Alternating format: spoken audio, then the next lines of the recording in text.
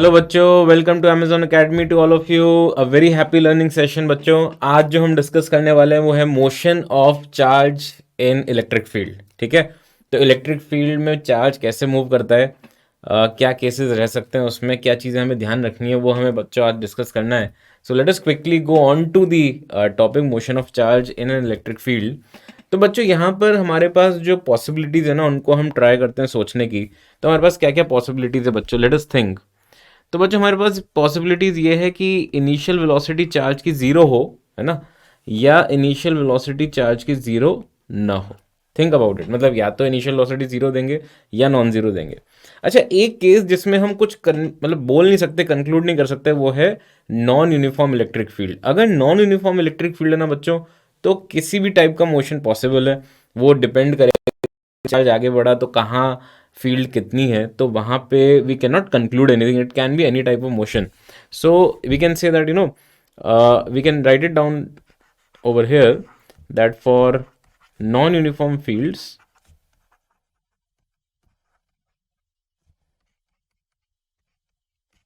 exact motion cannot be concluded. Okay, think about it.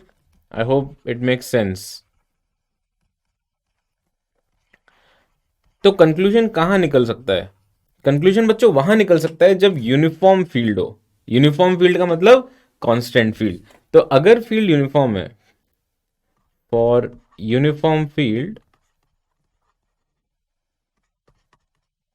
ठीक है, अगर फील्ड यूनिफॉर्म है और यू बच्चों जीरो है, यू जीरो का मतलब कि इनिशियल वेलोसिटी है ही नहीं और कांस्टेंट फील्ड है, तो बच्चों डेफिनेटली चार्ज कैसे मूव करेगा? Straight line. ठीक है, चार्ज कैसे मूव करेगा बच्चों? Straight line. स्ट्रेट लाइन में मूव करेगा, एक्सेलरेशन होगा उसका, है ना। एक्सेलरेशन कितना होगा? जो भी उसका चार्ज है मल्टीप्लाइड बाय ई, जो इलेक्ट्रिक फील्ड है, डिवाइडेड बाय एम। मैं लीनियर इसलिए फंक्शन यूज कर रहा हूँ क्योंकि कांस्टेंट फील्ड बोल दिया मैंने, यूनिफॉर्म फील्ड है। ठीक है, तो चार्ज अगर पॉजिटिव है तो इलेक्ट्रिक फील्ड की डायरेक्शन में एक्सेलरेट कर जाएगा स्ट्रेट लाइन में, और अगर नेगेटिव है तो उसके opposite. I hope this make sense. बच्चों, अगर you not equal to zero, तब मजा आता है सोचने में थोड़ा सा कि भाई क्या हो सकती है पॉसिबिलिटी। वहां पर बच्चों दो संभावनाएं पैदा होती हैं फिर से, and we will think on them one by one. That जो यू है वो पैरेलल है इलेक्ट्रिक फील्ड के, क्योंकि इलेक्ट्रिक फील्ड कांस्टेंट है। तो अगर यू पैरेलल है बच्चों फील्ड के, तो क्या होगा? तो फिर से बच्चों कैसा मोशन होगा? Straight line. स्ट्रेट लाइन में मूव करेगा। और बच्चों ऐसा हो सकता है कि वो आगे जाके पीछे आ जाए या उसी डायरेक्शन में भागता रहे। वो डिपेंड करेगा कि यू एंटी पैरेलल है या पैरेलल है। तो मैंने पैरेलल यहाँ पे लिख बोला है आपको, बट एंटी पैरेलल के लिए भी यही केस है। तो एक तरह से स्ट्रेट लाइन में आगे बढ़ेगा जो चार्ज है, और उसमें वापस भी आ सकता है अगर फील्ड अपोजिट डायरेक्शन में, बट रहेगा वो उसी लाइन के along motion. It's similar to a free fall motion बच्चों। जो बॉल को आप ड्रॉप करते हो ना, या ऊपर उछाल देते हो, जिस तरह से बॉल का मोशन होता है कि बॉल जो है बच्चों उसी वर्टिकल लाइन के अलॉन्ग मूव करती है फ्री फॉल में, if you give initial velocity along the direction of vertical, वैसा ही केस इसमें बनता है। और अगर बच्चों दूसरा बड़ा इंटरेस्टिंग केस है इसमें कि यू जो है वो पैरेलल नहीं है इलेक्ट्रिक फील्ड के, बट इलेक्ट्रिक फील्ड है कांस्टेंट बच्चों, तो किस टाइप का मोशन होगा? तो बच्चों इसमें होगा पैराबोला, पैराबोलिक मोशन, है ना। बड़ा ही मज़ेदार चीज़ है ये, दैट हमेशा बच्चों अगर यू जो है वो पैरेलल नहीं है इलेक्ट्रिक फील्ड के, तो किस टाइप का मोशन होगा? Parabolic motion. तो इसको हम इन दोनों केसेस को हम सोच सकते हैं, उसके ऊपर डिस्कस कर सकते हैं। आई होप ये आपको क्लासिफिकेशन क्लियर है बिल्कुल, दैट यूनिफॉर्म फील्ड के लिए हमने इस तरह से डिस्कशन किया है। नॉन यूनिफॉर्म में हम एग्जैक्टली नहीं बोल सकते, वो केस बाय केस आएगा। तो लेट अस बच्चों discuss both these cases just by taking an example. तो सपोज मैं मान लूँ यहाँ पे कि बच्चों यू जो है वो राइट में है, और इलेक्ट्रिक फील्ड जो है वो मान लीजिए ऊपर की तरफ दे रखा है उसने ई नॉट। ठीक है, and for the sake of simplicity हम इसको पॉजिटिव चार्ज क्यू मान लेते हैं। तो बच्चों इसमें क्या होगा, इसका फ्री बॉडी डायग्राम आपको समझ में आ रहा होगा कि इस पर एक फोर्स लग रहा है। We are ignoring the role of gravity right now. तो यहाँ पे q into E naught force आ गया, और इसका जो एक्सेलरेशन होगा बच्चों वो ऊपर की दिशा में कितना हो जाएगा? इसको वाई डायरेक्शन अगर बोल दें तो q E naught divided by m, ये एक्सेलरेशन हो गया। अच्छा बच्चों, एक्स की डायरेक्शन में तो कोई एक्सेलरेशन है ही नहीं, है ना, तो उसमें ऑब्वियसली उसका एक्सेलरेशन जीरो है। अच्छा, रही बात इनिशियल वेलोसिटी की, तो वाई डायरेक्शन में इनिशियल वेलोसिटी जीरो है, और x डायरेक्शन में इनिशियल वेलोसिटी u है। तो मैं इसमें राइट साइड को x और ऊपर वर्टिकल को y बोल रहा हूँ, राइट। सो ऐसे में बच्चों, अब आप याद करो, काइनेमेटिक्स में बिल्कुल सेम तरह की इक्वेशंस बनती हैं, तो यू मस्ट नाउ रिकॉग्नाइज कि ये हो क्या रहा है। ये बच्चों एक पैराबोलिक पाथ प्रोजेक्टाइल मोशन जैसा स्टैंडर्ड टेम्पलेट है, राइट। तो यहाँ पे आप बोल सकते हो, अगर आपको सपोज फाइनल वेलोसिटी निकालनी हो टी टाइम में, तो आप बोल सकते हो सर वी वाई जो है हम u y plus a y into t बोल सकते हैं क्या? बिल्कुल बोल सकते हो, कोई इश्यू नहीं है।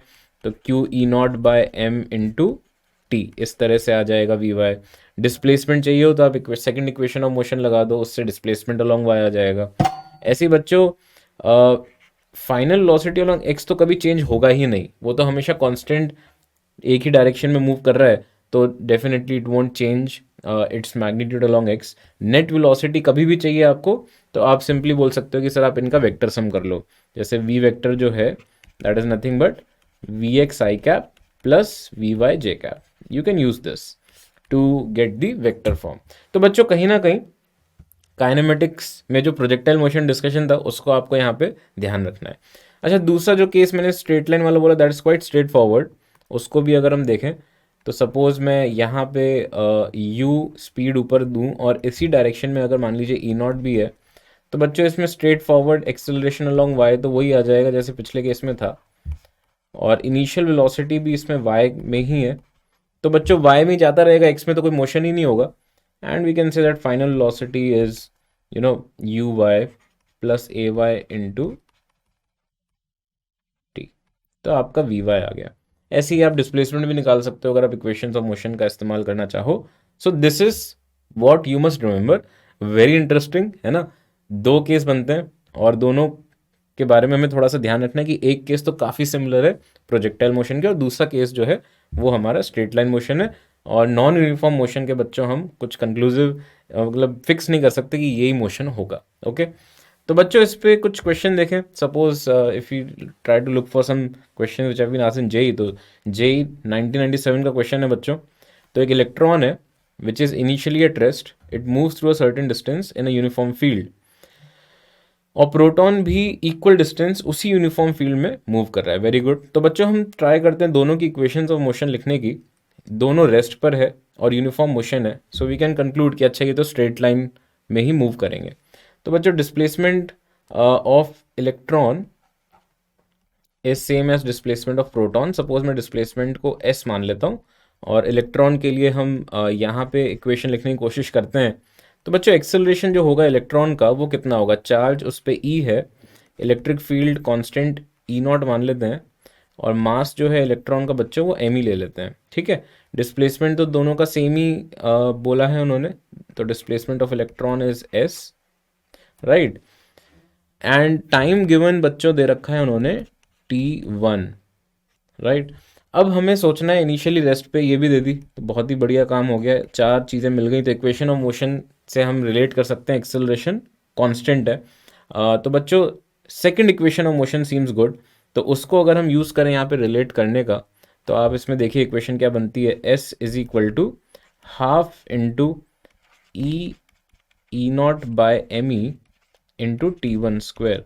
नाउ सिमिलर चीज़ आप बच्चों प्रोटॉन के लिए बोल सकते हो, बस वहाँ पे ई की जगह इनफैक्ट ई जो है दोनों के लिए मैग्नीट्यूड तो सेम ही है, तो we need not change anything, सब कुछ वही करके हम प्रोटॉन के लिए बोल सकते हैं कि इसकी भी इक्वेशन बच्चों ऐसी बन जाएगी, S is equal to half E naught divided by mass of proton आ जाएगा यहाँ पे इंटू टी टू स्क्वायर।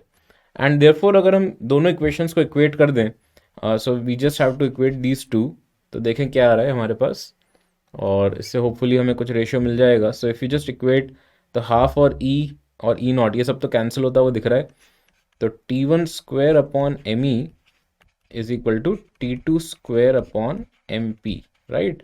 तो अब बस ये देख लें ध्यान से कि टी वन जिसके लिए है उसके लिए टाइम यूज़ करना है, इस तरह की इसलिए मिस्टेक्स ना हो। तो अभी तो हम सही चल रहे हैं। So we can find T two upon T one, T two बटा टी वन कितना आ गया यहाँ पे, M P upon M E का root, right. And if you just go through it, तो ये ऑप्शन हमें सही लग रहा है। Okay, so this finishes this question. I hope it is clear. Next question.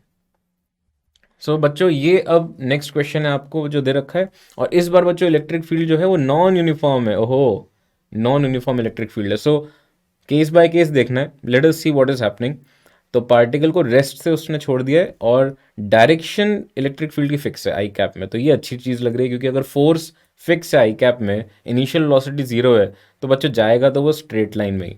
तो बच्चों अगर मैं सोचूं इसमें हो क्या रहा है, जो चार्ज है उसको उसने रिलीज किया x इक्वल टू 5 से, इस चार्ज का जो नेट फोर्स जीरो हो रहा है वो पॉइंट है x इक्वल टू 9, ये इसकी इफेक्टिवली इक्विलिब्रियम पोजीशन बोल सकते हैं, मीन, क्योंकि वहाँ पे फील्ड जीरो है।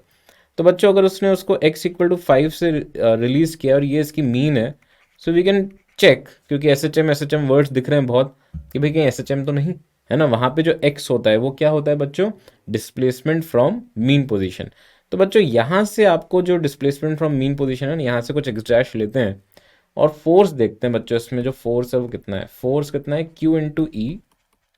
और अब मैं लीनियर फंक्शंस हैं, एक ही डायरेक्शन है, तो वेक्टर्स की जगह स्केलर फॉर्म्स यूज़ कर रहा हूँ मैं, तो Q को मैं Q ही रहने देता हूँ, क्योंकि मुझे एग्जैक्ट वैल्यूज़ नहीं निकालनी है, I just have to see what type of motion it is performing. तो 9 माइनस एक्स, अब बच्चों x की जगह मैं रख रहा हूँ 9 plus x dash, right, put कर सकता हूँ। आई होप इसमें तो किसी को कोई दिक्कत नहीं होगी, क्योंकि यहाँ x इक्वल टू 0 है, तो 9 plus x dash will give me x। So when 9 get subtracted तो ये आ जाएगा minus q into x dash. This is the restoring force effectively. Now since the restoring force is proportional to minus x dash, where x dash is the displacement from mean position, तो definitely बच्चों ये motion किस type का हो जाएगा, this will be SHM, okay, and therefore ये particle actually क्या कर रहा है बच्चों, यहाँ से जब इसने छोड़ा तो ये पहले आएगा मीन पर और आगे जाएगा 4 मीटर राइट में, फिर वापस पीछे आके मीन से, and it will keep on performing this oscillatory, periodic and SHM motion. So answer is definitely option B. तो बच्चा I'm really hoping that you would have got some sense into in what manner charge can move in an electric field. Straight line motion हो सकता है, parabolic हो सकता है, किसी भी टाइप का random motion भी हो सकता है, SHM भी हो सकता है। तो बच्चों आप इस सब इन्फॉर्मेशन को ध्यान रखें, इसको अप्लाई करते टाइम, क्वेश्चन सॉल्व करते टाइम इस इन्फॉर्मेशन को यूज़ करें, and I hope that you will do well. Okay, तो बच्चों all the best to all of you, happy learning and thanks a lot, bye bye. For detailed videos, daily practice problems and live chat, visit academy.amazon.in or download the app.